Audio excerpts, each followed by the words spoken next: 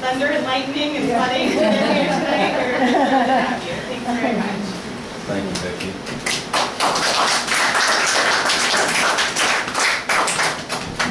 I just wanted to say good evening, everybody. My name is John Horrigan. As Vicki said, I'm a New England folklorist. And basically that means there's no prefix or suffix following my name, nor do I have a mortgage-sized student loan nipping at my heels. Tonight's lecture, Great Shipwrecks of the American Revolution. Just a little bit of background. I'm a historical researcher specializing in historical fires, battle anomalies, Revolutionary War, classic weather, and historical economic events of the 19th century. I'm also a professional sports announcer with the Boston Bruins alumni and the New England Patriots alumni. So if I break out into my sports broadcaster's voice, which I've already done, I apologize. I'm the producer of the New England History Festival, aka Historipalooza, which is held every year in Watertown, Mass. This Saturday, November 13th.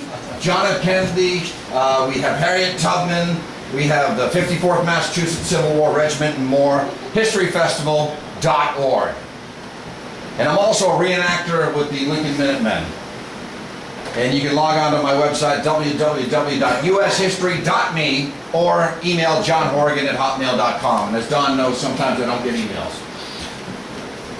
I've been called a lot of things: an old New England folklorist, a pocket historian, a time traveler driving without a license, a historical raconteur, a rogue nostalgian, a cross between Fox Mulder and Indiana Jones without all the drama or the talent, an infotainer born from Google Books and PowerPoint. I'm a member of the Waltham Historical Society, the Historical Society of Watertown, the Economic History Association, the Economic History Society, and my favorite, the 200th anniversary of the Society in Dedham for the Apprehension of Horse Thieves. My other lectures include, and perhaps I can come down here in the future years, the wreck of the St. John, the New England Lighthouse Storm, and the wreck of the Edmund Fitzgerald. So, shipwrecks of the American Revolution. As the 13 colonies had a very tiny fleet, providential weather would serve as a formidable navy for the 13 colonies.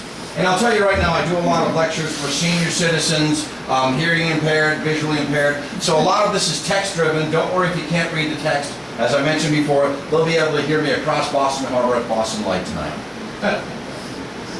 If I could just ask you to move your head, that would be great. Thank you so much.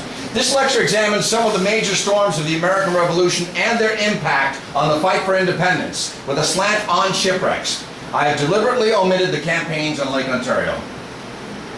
Ships were wrecked in battle. We will not examine major naval engagements unless weather became a factor. So tonight's lecture, the Gaspé Affair, the Independence Hurricane, a Hurricane of Providence, the Storm of October 1778, the wreck of the Somerset, the wreck of the General Arnold, Dunbar's Hurricane, the Occupation Storm, and time permitting, only because it's such a warm evening, the triple hurricanes of 1780, which is the Louisiana Hurricane, known as Solano's Storm, the Savannah-Lamar Hurricane, and the Great Hurricane of 1780. And if we have time, the wreck of the Dutch ship, the Irpins, and maybe the Victory Anti-Cyclone of Chesapeake Bay. So, the Gaspé Affair. Well, the Gaspé Affair was a significant event in the lead-up to the American Revolution. HMS Gaspé was a British revenue schooner that had been enforcing unpopular trade regulations, and it ran aground in shallow water on June 9, 1772, near what is known as Gaspé Point in the city of Warwick, Rhode Island, while chasing the packet boat Hannah. In a notorious act of defiance, American patriots led by Abraham Whipple and John Brown attacked, boarded, looted, and torched the ship. The Customs Service in Britain's North American colonies in the 18th century had a violent history, and the Treasury in London did little to correct that problem. After the 7 Years' War, Parliament wanted to raise more revenue in the colonies. The revenue was necessary, Parliament believed, to bolster military and naval defensive positions along the borders of their far-flung empire and to pay the crushing debt incurred in winning the war on behalf of those colonies. Among these reforms was the deputizing of the Royal Navy's sea officers to help enforce customs laws in colonial ports. These new powers were abused. This is a portrayal, by the way, of the Gaspé in the background here. So, there were retaliatory attacks prior to the Gaspé Affair, prior to 1772. In 1764, Rhode Islanders attacked HMS St. John, and in 1769, they burned a customs ship, the HMS Liberty, on Goat Island in Newport Harbor. In early 1772, Lieutenant William Duddingston sailed HMS Gaspé into Rhode Island's Narragansett Bay to aid in the enforcement of customs collection and the inspection of cargo. Rhode Island had a reputation for smuggling and trading with the enemy during wartime. It was a smuggler's haven.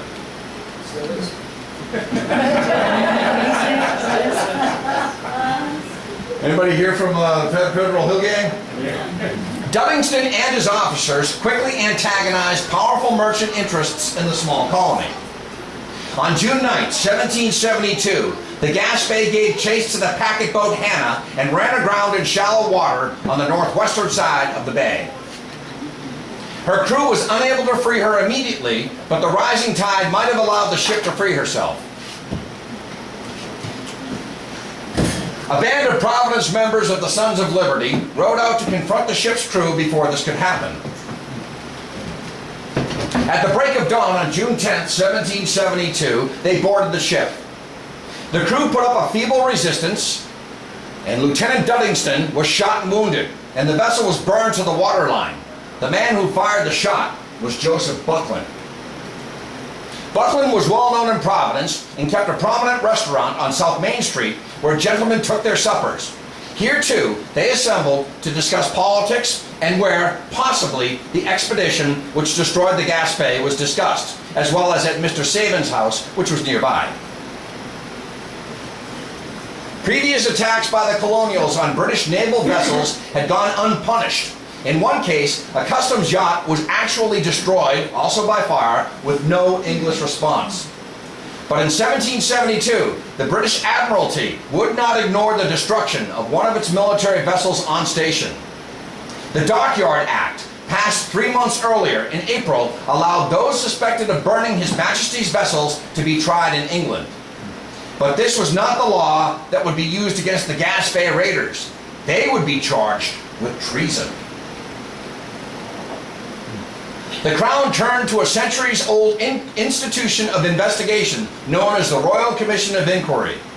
The task of the commission was to determine against which colonists there was sufficient evidence for their deportation and trial in England.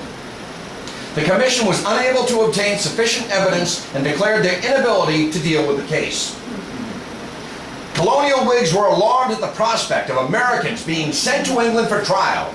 A committee of correspondence was formed in Boston to consult on the crisis.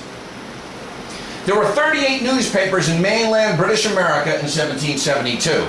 At least 11, mostly in the Northeast, reported the attack on the Gaspé within the first few weeks following the incident.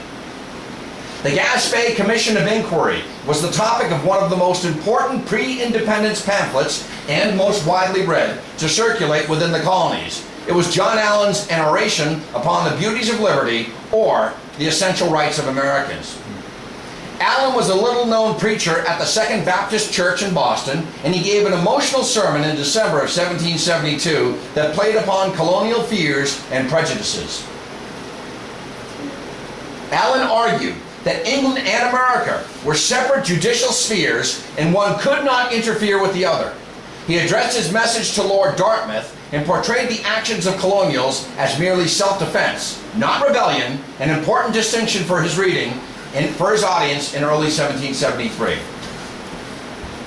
This pamphlet, along with the incendiary rhetoric of numerous colonial newspaper editors and the bitter aftertaste of the Boston Massacre in 1770, awoke colonial Whigs from a lull of inactivity in 1772 and 1773, thus inaugurating a series of conflicts that would culminate in the battles of Lexington and Concord.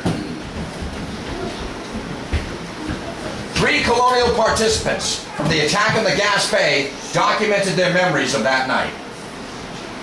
Dr. John Money was the doctor who tended to the Lieutenant Duddingston's wounds. Ephraim Brown, who provided Joseph Buckland with the firearm that was used to shoot the British lieutenant. And Aaron Biggs, an indentured servant who gave contemporary testimony that he was an eyewitness to the events of June 9th and 10th, 1772.